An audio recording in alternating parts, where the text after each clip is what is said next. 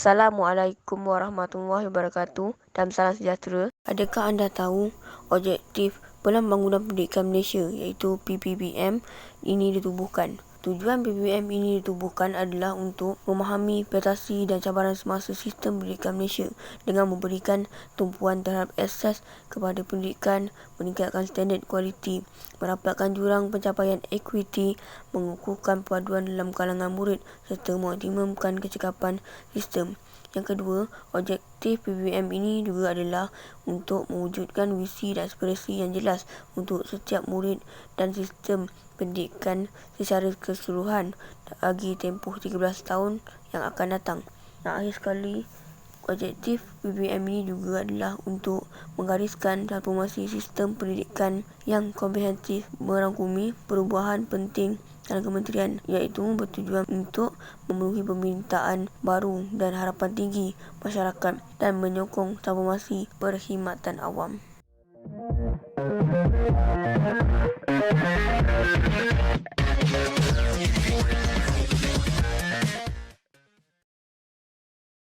Pelan Pembangunan Pendidikan Malaysia PPPM 2013 hingga 25, penghayatan nilai merupakan salah satu isu yang perlu dipandang serius oleh semua pihak. Hal ini kerana penghayatan nilai seorang individu mempengaruhi dari pelbagai aspek seperti kehidupan sosial, perkembangan ekonomi dan perpaduan negara. Berdasarkan kepada falsafah pendidikan kebangsaan, sistem pendidikan di Malaysia hanya tertumpu kepada dasar pendidikan untuk melahirkan insan yang baik, menyeluruh dan bersepadu dari segi jasmani, emosi, rohani dan intelek. Nilai adalah salah satu unsur yang sangat penting dalam usaha mencapaikan matlamat falsafah pendidikan kebangsaan dengan berkesan. Hal ini kena kerana sistem pendidikan kebangsaan dan penghayatan nilai saling berkait rapat dalam merealisasikan hasrat falsafah pendidikan kebangsaan iaitu FPK. Hal ini demikian kerana menurut Muhammad Khairi Osman dan Asmawati Suhid 2010, bagi mencapai hasrat FPK, nilai merupakan salah satu unsur atau elemen penting bagi merealisasikan aspirasi sebuah negara. Objektif kajian pula adalah untuk mengkaji keberhasilan penerapan pendidikan sivik ke dalam kurikulum ilmu pengetahuan yang relevan dalam identiti nasional rakyat Malaysia. Yang seterusnya adalah untuk mengenapasti keberhasilan pengukuhan pendidikan Islam dan moral dengan memfokuskan teras nilai dan falsafah agama dalam identiti nasional rakyat Malaysia. Metodologi kajian adalah kajian dalam mengumpulkan data yang dilakukan secara pendekatan kuantitatif dengan menganalisis data melalui pengedaran borang soal selidik kepada responden secara dalam talian. Data daripada Google Form akan digandingkan dengan Google Sheet. Seterusnya, data-data yang tersimpan dalam Google Sheet akan dianalisis mengikut turutan soalan secara kuantitatif, yang mana setiap item akan menjawab soalan kajian. Soalan yang dikemukakan adalah terdiri daripada 6 soalan dan berbentuk ya atau tidak dan berskala 1 hingga 5, di mana responden haruslah menjawab kesemua soalan yang mewakili pendapat responden. Ini adalah gambaran soalan selidik. Terdapat 6 soalan yang telah diajukan dalam soal selidik ini.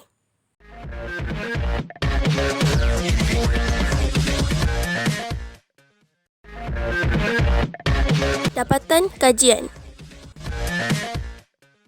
Soal selidik yang pertama ialah bilangan dan peratusan responden mengenai keberhasilan pendidikan sivik membentuk kepribadian diri berdasarkan penerapan 4 nilai teras iaitu kasih sayang, kegembiraan, hormat menghormati dan tanggungjawab. Jumlah responden yang menjawab soal selidik adalah 250 orang. Terdapat seramai 233 orang yang menyatakan bahawa pendidikan sivik berhasil membentuk kepribadian diri berdasarkan penerapan 4 nilai teras iaitu kasih sayang, kegembiraan, hormat menghormati dan bertanggungjawab. Manakala seramai 17 orang menyatakan bahawa pendidikan sivik tidak berhasil membentuk kepribadian diri berdasarkan penerapan 4 nilai teras iaitu kasih sayang, kegembiraan, hormat menghormati dan tanggungjawab. Berdasarkan carta PAI, 93.2% menjawab ya dan 6.8% menjawab tidak. Oleh itu, kita dapat menyimpulkan bahawa nilai teras yang dititik beratkan dalam pendidikan sivik ini mendorong kepada pengukuhan dan pembentukan kepribadian yang baik. Soalan kedua ialah bilangan dan peratusan responden mengenai keberhasilan program Sahsiah seperti kem motivasi dan jati diri yang dapat memberi impak yang positif terhadap penerapan sivik rakyat Malaysia.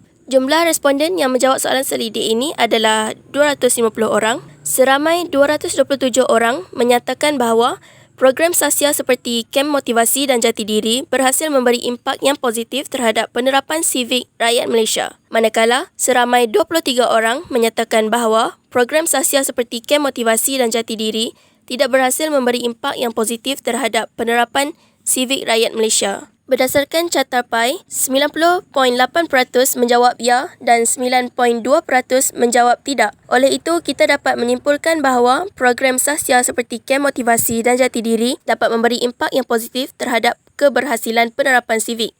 Sekiranya mereka sentiasa berfikiran positif dalam menghadapi pelbagai situasi yang berlaku dan muhasabah diri. Ini adalah bilangan dan peratusan responden mengenai soalan mempelajari pendidikan sivik mampu memberikan suntikan semangat kepada rakyat Malaysia untuk cinta akan negara. Jumlah responden yang terlibat ialah seramai 250 orang. Data ini terbahagi mengikut skala 1 sehingga 5 iaitu tidak berjaya atau berjaya. Kekerapan skala 1 dipilih ialah 5 iaitu 2%, skala 2 ialah 4 iaitu 1.6%, skala 3 ialah 33 iaitu 13.2%, skala 4 ialah 60 iaitu 24% dan skala 5 ialah 148 iaitu 59.2%. Setengah daripada responden memilih bahawa dengan mempelajari pendidikan sivik telah berjaya memberikan suntikan semangat kepada mereka untuk cinta akan negara. Kesimpulannya ialah keberkesanan pendidikan sivik dalam membentuk nilai patriotisme dalam rakyat Malaysia berada pada tahap sederhana. Improvisasi seharusnya dilakukan oleh kerajaan untuk merealisasikan anjakan ketiga Pelan Pembangunan Pendidikan Malaysia 2013 sehingga 2025. Seterusnya ialah bilangan dan peratusan responden mengenai soalan tindakan mereka dalam membuat keputusan dan menghadapi cabaran sama ada berlandaskan agama Islam maupun pemikiran moral ataupun tidak. Terdapat seramai 228 orang yang menyatakan bahawa tindakan mereka dalam membuat keputusan dan menghadapi cabaran adalah berlandaskan agama Islam maupun pemikiran moral. Manakala, seramai 22 orang menyatakan bahawa tindakan mereka dalam membuat keputusan dan menghadapi cabaran adalah tidak berlandaskan agama Islam maupun pemikiran moral. Berdasarkan carta PAI tersebut, 91.2% menjawab ya dan 8.8% menjawab tidak. Oleh itu, kita dapat menyimpulkan bahawa dengan adanya pemikiran moral yang utuh dan juga teras agama yang kuat, maka rakyat Malaysia dapat membuat keputusan secara relevan ketika menghadapi cabaran hidup.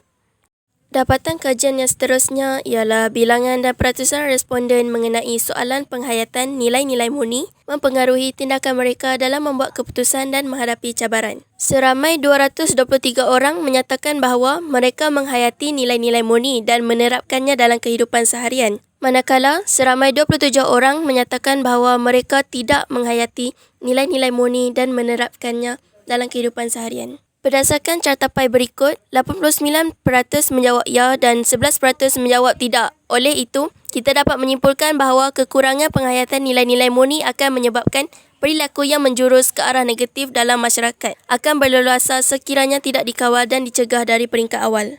Dapatan kajian yang terakhir ialah bilangan dan peratusan responden mengenai keberhasilan pendidikan Islam dan moral dalam menggilap kepribadian rakyat Malaysia terhadap keharmonian masyarakat sejagat. Data ini terbahagi mengikut skala 1 sehingga 5, tidak setuju ataupun sangat bersetuju. Berdasarkan raja tersebut, kekerapan skala 1 dipilih ialah 3 iaitu 1.2%, skala 2 ialah 1 iaitu 0.4%, skala 3 ialah 30 iaitu 12%, skala 4 ialah 53 iaitu 21.2% dan skala 5 ialah 163 iaitu 65.2%.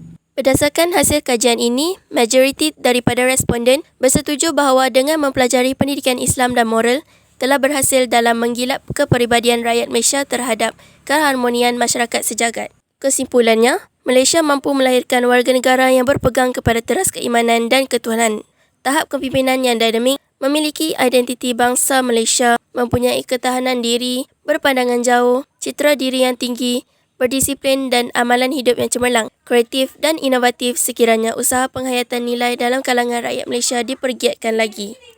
Rumusan kajian. Berdasarkan dapatan kajian yang dilaksanakan menunjukkan bahawa ramai yang bersetuju bahawa pendidikan sivik, pendidikan agama serta pendidikan moral ini memainkan peranan yang cukup penting dalam memupuk dan mendedahkan semua akan kepentingan nilai. Ramai yang bersetuju bahawa dengan pendedahan ini, mereka merasa lebih cinta akan negara, membantu mereka membentuk peribadi yang lebih baik serta membantu mereka menangani cabaran maupun dugaan hidup dengan berlandaskan Islam ataupun moral. Kesimpulannya, semua pihak haruslah terlibat dalam mengambil langkah drastik yang lebih tersusun dan efektif demi merealisasikan hasrat kerajaan melalui Pelan Pembangunan Pendidikan Malaysia 2013 hingga 2025 supaya kita dapat mewujudkan suasana yang lebih harmonis dalam negara dan menjadi contoh kepada negara luar. Sebagai penutup kata, setinggi-tinggi penghargaan kepada Encik Nur Syahrul Marzuki bin Muhammad Nur, rakan-rakan serta semua pihak yang terlibat secara langsung maupun tidak langsung dalam penglibatan proses menyiapkan kajian ini dengan baik dan lancar. Terima kasih. Assalamualaikum.